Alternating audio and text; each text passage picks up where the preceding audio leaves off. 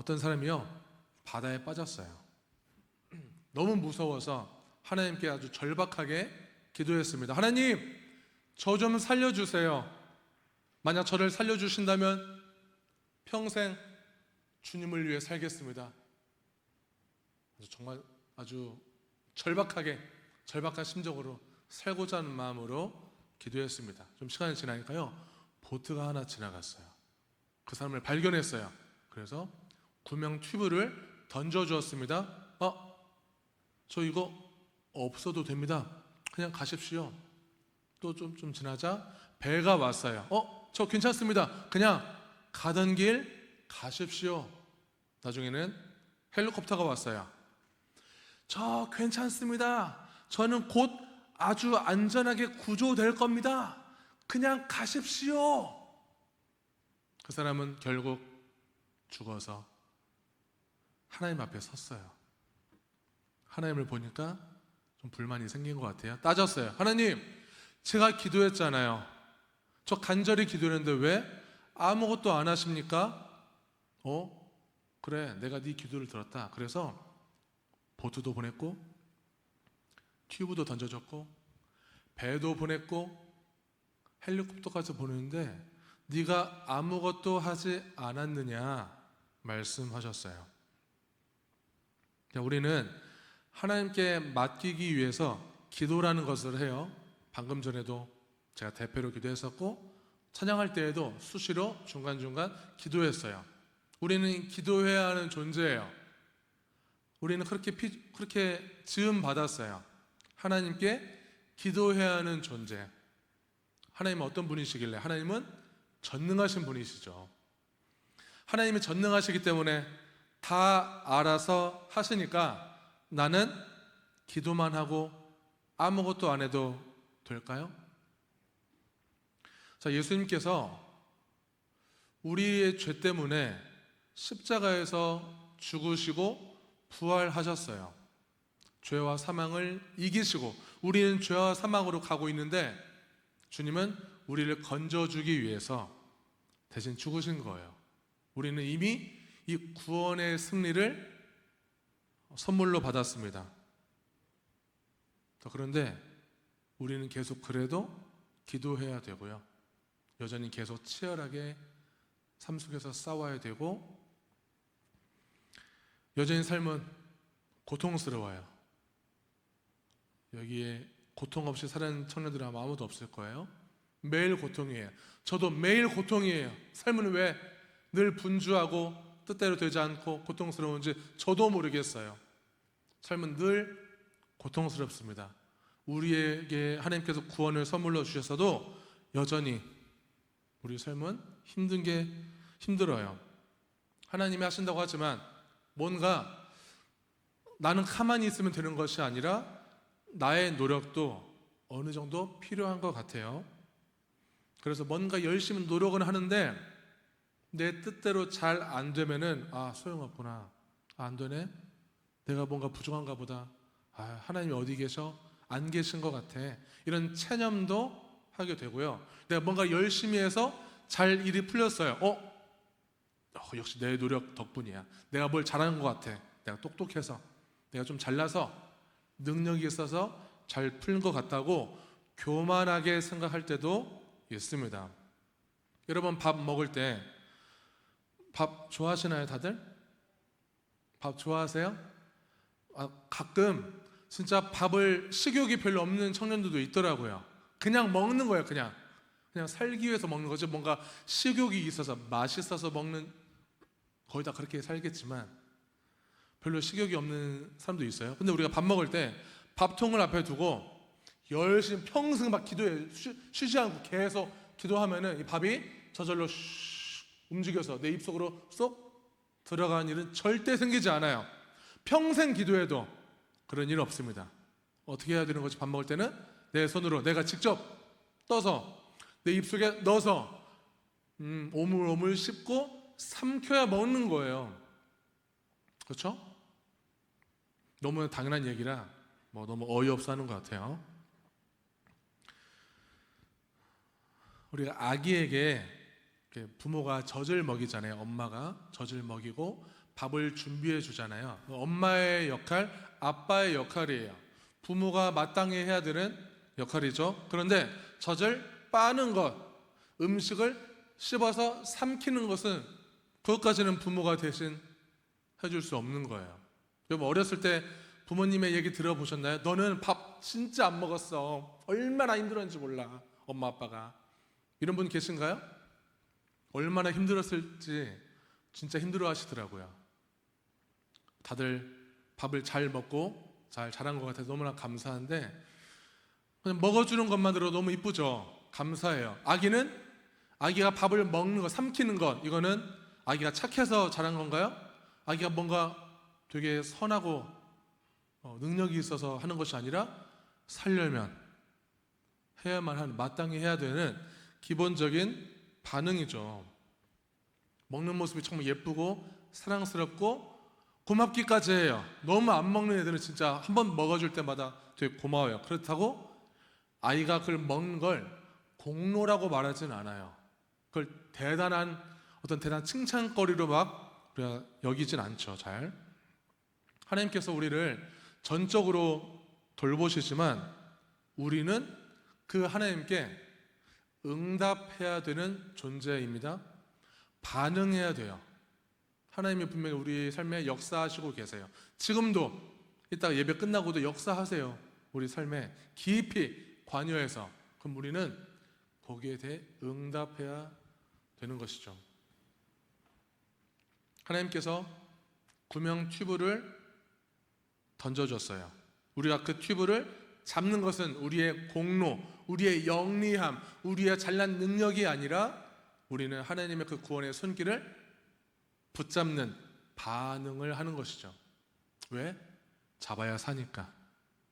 하나님의 말씀, 그 복음을 붙들어야 우리가 살기 때문에 잡는 행위를, 그 반응을 보이는 거예요.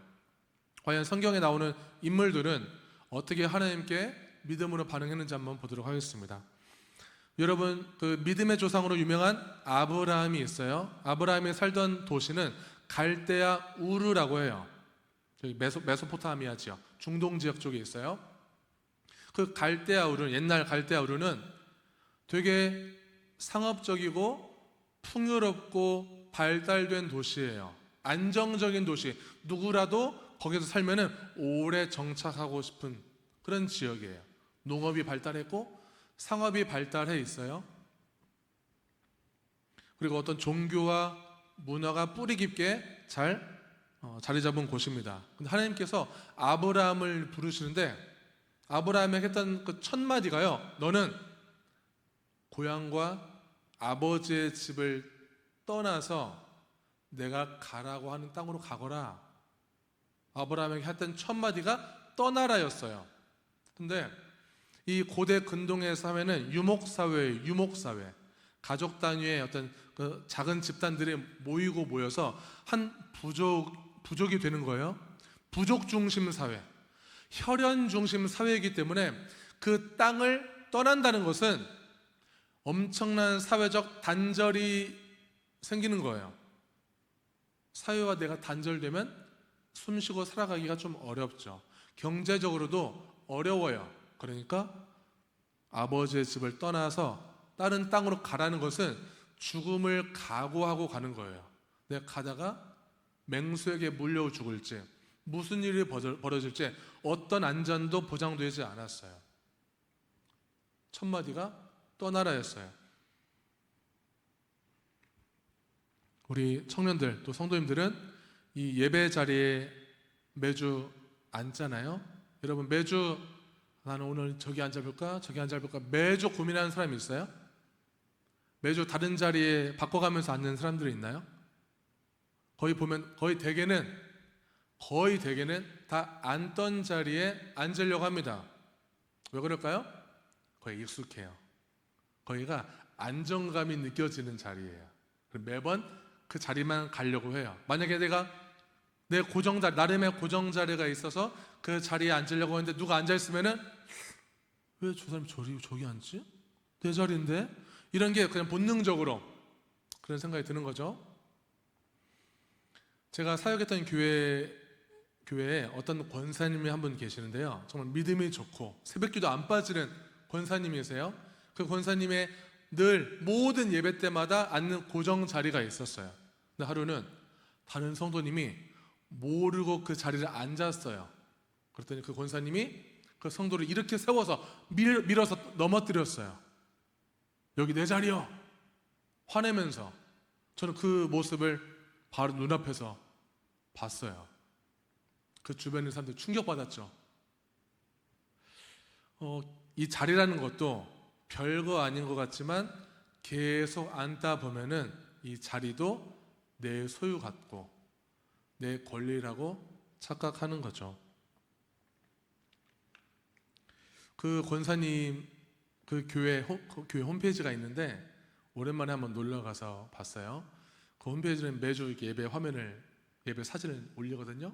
그 권사님 지금 그 자리에 계속 앉아 있을까요? 안 앉아 있을까요? 지금도 앉아 있어요. 변함없이 아주 거룩한 표정을 짓고 앉아 있더라고요. 아까 아기 얘기를 잠깐 했었는데, 자, 아기에게 부모라는 존재는 참 크죠. 부모 없이는 살 수가 없잖아요.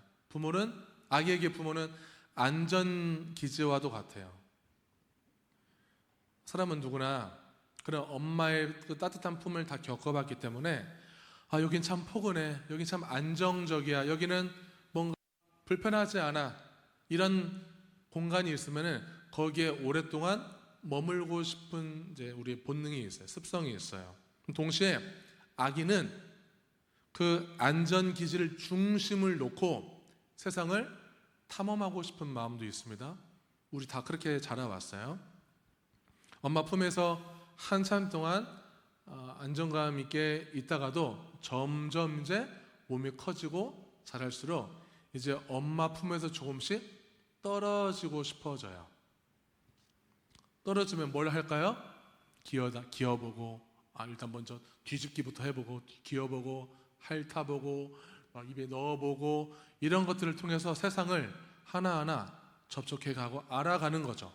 감각놀이라고도 해요. 감각놀이. 아기가 자꾸 여러 가지 다양한 감각을 통해서 나를 알아가고 세상을 알아가요. 나는 독립된 존재라는 것을 이제 서서히 천천히 알아가는 거죠. 그렇게 엄마랑 떨어졌다가 다시 시간이 지나면 또 엄마 품으로 돌아와야 돼요. 엄마랑 끝난 아기가 오랫동안 떨어져 있을 수 없어요. 무서워서 엥 울어버려요. 얼른 엄마가 안아줘야 다시 안정감을 들죠. 그래야 또 시간이 지나면 또 떨어지고 싶고, 이걸 무수히 반복하면 반복할수록 점점 엄마와 떨어지는 이 시간이 점점 길어지고 엄마에게 돌아오는 횟수도 점점 줄어들어요. 이제는 엄마와 떨어져도, 엄마가 저기 있어도 나는 괜찮아, 난 안전해, 엄마가 저기 있으니까. 그리고 엄마와 깊은 애착관계, 친밀한 관계가 생기면은 이제 엄마 아빠를 신뢰하게 돼서 엄마가 내 시야에 보이지 않아도 엄마는 어딘가에 계셔, 엄마는 나와 함께 있는 거야, 난 안전해, 이런 믿음이 생기는 거예요. 부모에 대한 믿음이죠. 이 믿음은 세상에 대한 신뢰로도 이어져요. 세상은 안전한 곳이야, 세상은 그렇게 너무 나쁜 것만 있는 건 아니야. 그리고 이 믿음은 보이지 않는 하나님을 향한 믿음까지도 연결이 되는 거예요. 그런 애착관계를 잘 형성하면서 자라온 그 아기는 건강한 관계들을 맺어갈 수 있는 거예요. 혹시 만약에 청년들 중에서 어린 시절에 그 아기가 감당할 수 없을 만큼의 그 단절된 아픔, 엄마 아빠와 오랫동안 떨어져 있는 시간들이 있었다면, 그 상처와 트라우마가 남아있다면 아마 자라서 그 상처가 저절로 없어지는 것이 아니라 인간관계 맺으면서 언젠가는 그 아픔이 튀어나오게 되어 있어요. 나는 왜 저 사람과 관계 맺을 때 자꾸만 저 사람에 집착하게 되고 계속 연락하게 되고, 요즘 이렇게 안 하죠. 요즘 계속 카톡하게 되고, 왜 읽었는데 답장을 안 해? 이 나쁜 새끼, 이러면서 막 욕하고 짜증내고 집착하게 되죠. 또 반대로 집착이 아니면 반대로 완전히 쌩까요. 분명 사귀는 사이인데 그냥 쌩까. 마치 무심한 것처럼 나를 사랑하나 안 사랑하나 상대방이 헷갈리게 만들 정도로 그런 관계를 맺어가는 거예요. 그러니까 애착은 되게 중요해요.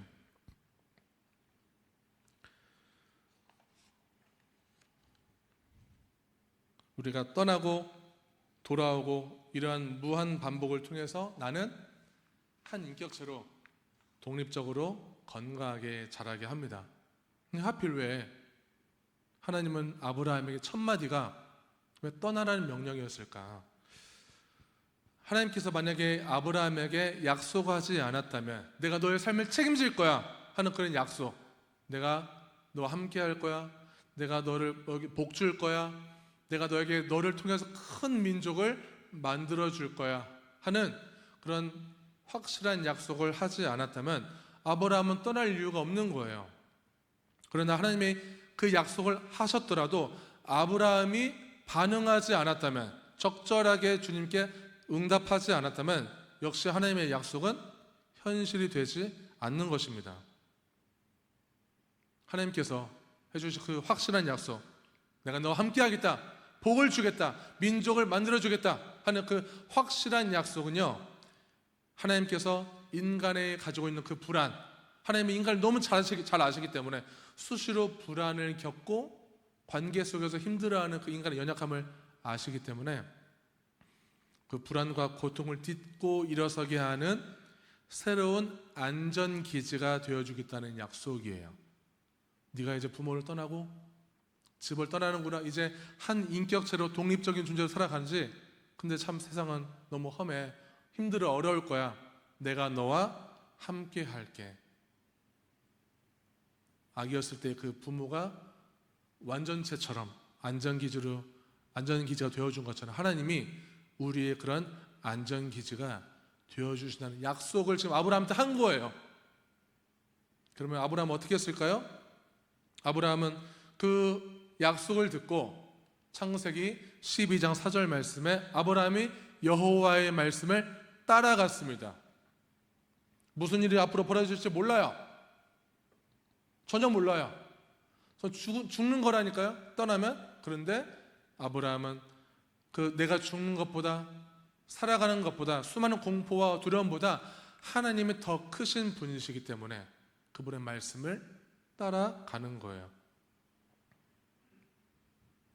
신앙이라는 것은 떠남의 연속이에요. 수시로 우리는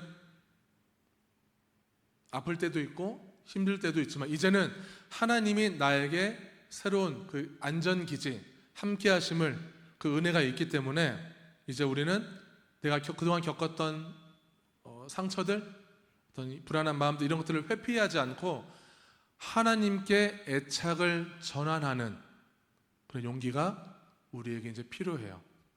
우리가 의지할 것은 하나님밖에 없는 거예요.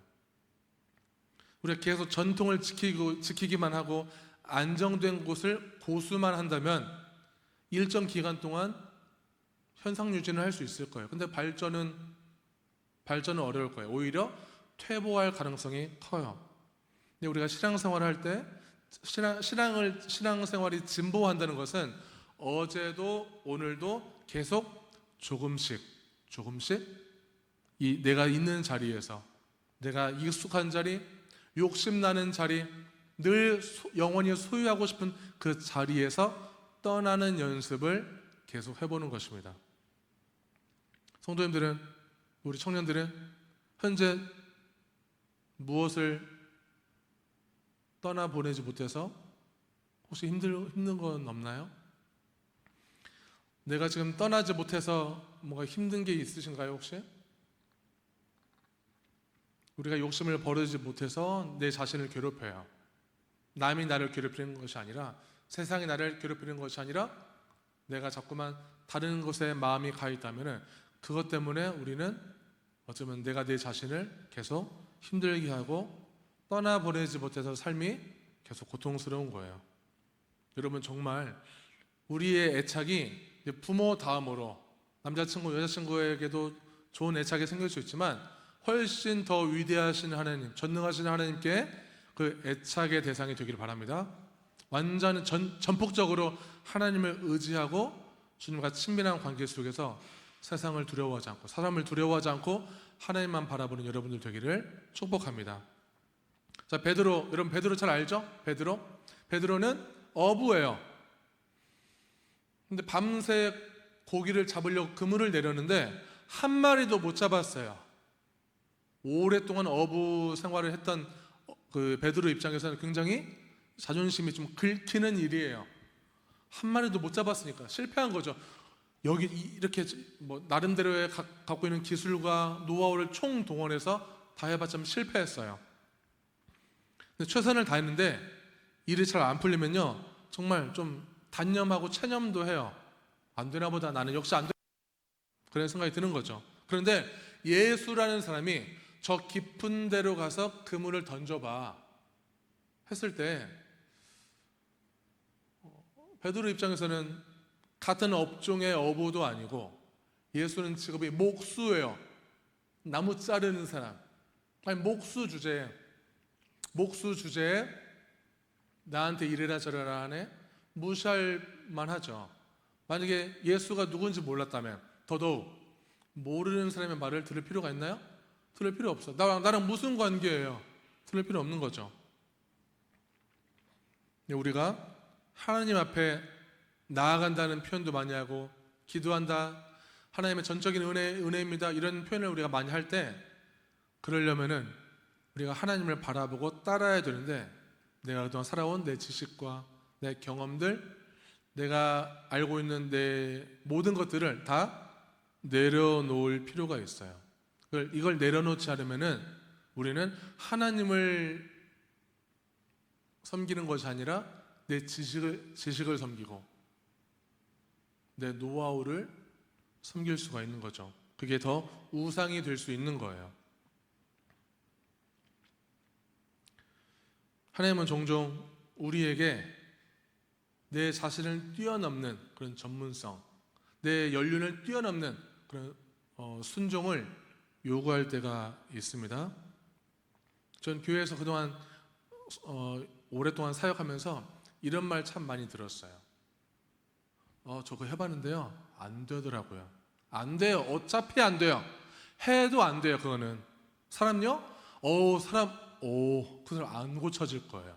절대 안 변할 거예요.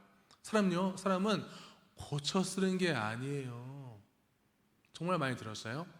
그런데 진짜 사람이 안 변한다는 것은 정말 일리 있는 말 같아요. 진짜 안 변하는 것 같아요. 저만 봐도 안 변하고 다른 사람을 봐도 좀처럼 잘 안 변해요. 늘 고집불통에다가 자기만 알고 나눌 줄 모르고, 이런 것들이 다 사람마다 그런 약점들이 다 있는 것 같은데 이런 게 안 고쳐진다니까요, 잘. 그런데 사람은 정말 절대 안 변한다는 그런 믿음과 생각에 갇혀 있으면 우리의 신앙생활은 그럼 단 한 번도 기적을 경험할 수 없는, 기적이 상실된 신앙생활을 하는 것과 똑같다고 생각해요. 사람은 그래도 변할 수 있다. 어떻게? 인간의 힘으로 변하는 것이 아니라 하나님의 전적인 은혜와 사랑으로 변하는 거예요. 여러분 아는 사람 중에서 절대 안 변할 것 같은 사람이 어떤 사건과 계기를 통해서 완전히 반대로 변화된 사람의 이야기를 가끔 들어봤을 것 같아요. 그런 사람을 또 아는 사람이 있을 것 같아요. 사람은 변할 수 있습니다. 그러니까 제가 목사를 하는 거예요. 절대 안 변한다면 제가 목사를 왜 하겠어요? 변할 수 있으니까.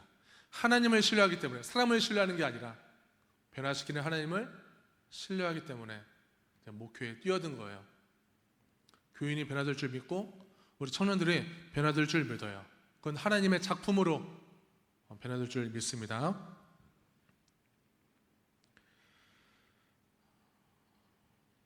우리가 여러 가지 도전을 해보고 시도를 막 해보는데 계속 부정적인 실패 경험만 막 누적이 되고 해봐야 소용이 없다고 계속 믿으면 사람이 무기력해지는 것 같아요. 우울감도 좀 생겨요. 깊은 데로 가서 그물을 던지라, 이 말은 지금 상심에 빠져 있고 자존심이 긁힌 베드로에게는 아주 비합리적인 요구와도 같아요. 말도 안 되는 일이죠. 다 해봤는데, 해볼 것 다 해봤는데 안 되는데 깊은 데로 가서 그물을 던진다는 것은 말도 안 되는 거죠. 적어도 그럼 훨씬 더 베드로를 설득할 만한, 나를 설득할 만한 획기적인 대안, 이걸 가져와야 들을까 말까 하는 거예요. 근데 예수님의 말씀은 진리예요. 진리의 말씀은 우리가 취사 선택용으로 쓰는 것이 아니라 예수님의 말씀은 따라야 되는 것입니다. 들어야 되는 거예요. 순종의 대상이에요. 그러려면 먼저 내 노하우를, 내가 알고 있는 지식과 경험들을 내려놓아야 하는 거예요. 깊은 데서 잡힐 거라는 이 불확실한 일에 참여해야 하는 그런 불편함이 있어요. 하나님의 말씀이 나에게 들어왔을 때 내가 이해가 안 돼요. 설득이 안 돼요. 그런데 하나님의 말씀이기 때문에 내가 그걸 반응해야 된다면, 응답할 거라면은 불확실한 일에 뛰어드는 아주 도전이죠. 도박처럼 느껴질 때도 있을 거예요. 그걸 위해서 이미 다 물고기 안 잡혀서 다 그물을 다 씻어놨는데 그물을 또 내려야 되는 수고도 해야 됩니다. 그리고 주변에는 예수님과 베드로 주변에는 지금 사람들이 다 지금 쳐다보고 있어요. 직전에 예수님이 그 배 옆에서 사람들에게 말씀을 전했기 때문에 사람들이 지금 웅성웅성 보고 있어요. 베드로가 저 예수의 말을 듣나 안 듣나 다 지켜보고 있어요. 어쩌면 자존심이, 체면이 깎이는 순간이 올 수도 있는 어떤 마음의 갈등이 계속 생길 수 있는 상황에서 베드로는 던졌어요. 어떻게 던졌을까요? 누가복음 5장 5절에 보면요, 시몬이 대답하여 이르되 선생님, 우리들이 밤이 새도록 수고하였지만 잡은 것이 없지만 말씀에 의지하여 그물을 내려보겠습니다. 베드로는 내 상식과는 맞지 않지만 주님의 말씀이기 때문에 그 말씀에 의지하여 그물을 던졌어요. 뭘 기대하고 던졌을까요? 모르겠어요. 그런데 결과는 그물이 찢어질 만큼 엄청나게 잡혔습니다. 우리가 아무것도 안 해도 하나님은 자동적으로 다 알아서 해주시지는 않아요. 하나님이 다 하셨다, 이런 신앙 고백은요, 다른 말로 한다면 하나님이 다 준비하셨다는 말과 같다고 생각해요. 주님이 베드로를 위해서 이미 많은 고기를 준비해 놓으셨어요. 아까 찬양 가사에도 있었죠? 우리에게 예비해 놓으신 예수. 주님은 우리에게 늘 예비하시고 준비하시는 분이신 거예요. 그게 은혜예요. 내가 뭐라고, 여러분이 뭐라고 하나님이 여러분을 위해서, 다른 사람들이 아닌 여러분을 위해서 그런 것들을 다 예비해 놓겠어요? 은혜잖아요. 그럼 우리는 그 은혜를 받은 자로서 은혜에 반응하는 거죠. 예배로 반응하고, 말씀 묵상에 반응하고, 기도로 반응하고, 선한 행위로 반응할 수 있는 거죠.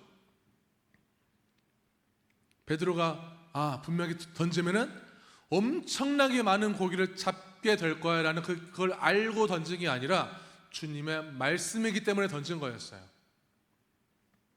주님이 하시겠다고 한다면, 던지라고 하면은 우리는 우리의 반응에 따라서 나머지의 일들, 나머지 기적들, 나머지 역사들은 다 하나님이 하시는 것입니다. 종종 우리의 반응과 행위가 좀 대단한 노고로 여겨질 때도 있어요. 하나님, 저 이만큼 많이 했거든요. 제가 이렇게까지 열심히 했어요. 하나님이 대단하신 거 맞아요. 하나님이 역사하시고 만들어가는 거 다 알지만 저도 노력한다고요. 우리 인간의 노력을 폄하하는 것 같이 좀 생각될 때도 있어요. 하나님이 다 하셨습니다. 인간이 한 것은 뭐예요? 제가 여러분처럼 청년 때 하나님이 다 하셨습니다, 이 말이 제일 불편했어요. 하나님이 다 하셨으면은 저는요, 저도 좀 뭔가 좀 했어요. 조금이라도 했어요. 네, 그 마음을 잘 들여다보니까 내가 하나님이 하시는 일, 하나님이 일으키시는 그 기적에 어느 정도 내가 일조했다. 내 노력이 어느 정도 하나님의 기적을 만드는데 기여했다는 자기 의의가 들어있더라고요. 내가 하는 것이 아니라, 기적은 우리는 반응할 뿐이에요. 순종할 뿐이에요. 나머지 무슨 일이 벌어질지 몰라요. 하나님이 어떻게 역사하실지 우리가 어떻게 알아요? 인간인데 우리는 하나님이 아니잖아요. 그냥 순종과 응답과 반응을 하게 되면은 하나님이 나머지 일들을 만들어 가세요. 누구 뜻에 맞게? 내 뜻이 아니라 하나님 뜻에 맞게. 그럼 청년 때는 정말 혼란스러운 시기죠. 진로 문제, 진로 문제, 취업 문제, 연애와 결혼 문제, 어떻게 살아야 되는지, 수많은 문화와 유행 속에서 나는 어떤 길을 걸어야 될지 누구도 대신 선택해 주지 않고 다 내가 알아서 다 알아보고 찾아가야 돼요. 얼마나 어려워요. 하나님의 말씀이 기준이 되어 있지 않으면 더더욱 어려울 거예요. 기준이 없으니까. 세상이 기준이고 돈이 기준이고 남들이 좋아 보이고 남들이 계속 추구하는 저게 괜찮나 보다. 나는 없는 거예요. 그럼 그 인생을 누가 책임져 줘요? 내가 결국 세상을 따라 결정해놓고 결국 뒷수습은 다 내가 해야 되는 일들이 벌어지는 거예요.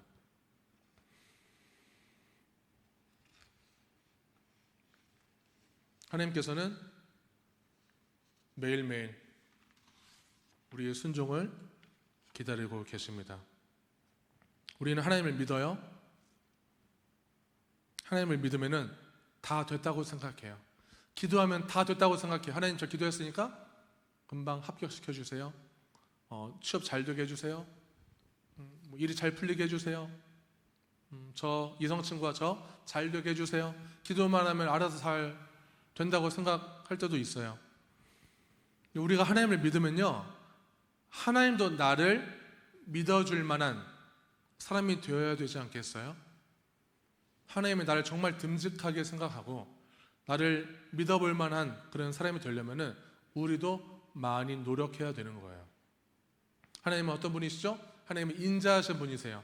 신실하신 분이세요. 그런데 그런 하나님께 기도만 하고 아무 노력도 안 하면은 하나님 다 알아서 해주세요 하는 것은 그거는 하나님의 신실함과는 아무 관련이 없는 것입니다. 나는 하나님을 잘 믿지만 하나님도 저를 믿어줄 만한 그런 멋진 사람이 되겠습니다. 하나님은 저를 믿을 만한 사람이 되기 위해서 혼신을 다해서 열심히 살아보겠습니다.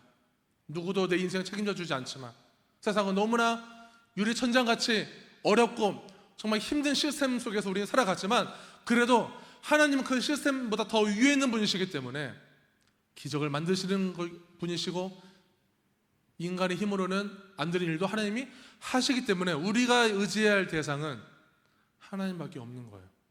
그 하나님께서 우리 성도님들과 청년들의 모든 삶의 미래를 다 책임지시고 만들어 가시길 소망합니다. 그리고 우리는 열심히 하되 결과에서는 자유로워야 돼요. 결과가 어떤 결과가 나오든지 간에 자유로울 필요가 있어요. 염려하지 않는 게 믿음이에요. 결과는 누구한테 우리가 맡겼으니까. 결과까지도 내가 책임지려고 하면은 결과가 내가 원하는 결과 안 나오면 우리가 그냥 실망하고 넘어지고 무너지는 거죠, 삶이. 하나님께 다 맡기면은 하나님이 가장 좋은 길로 이끌어 가시기 때문에 그래요. 하나님, 제가 원하는 결과는 아니더라도 하나님은 선하십니다. 하나님은 저를 사랑하시죠. 하나님은 저를 향한 원대한 계획이 있으시기 때문에 주님을 신뢰하겠습니다. 그 결과를 하나님께서 가장 좋은 결과로 이끄신다는 것을 믿고 받아들일 수 있는 여유와 자유와 믿음이 생기는 거예요. 말씀 정리할게요.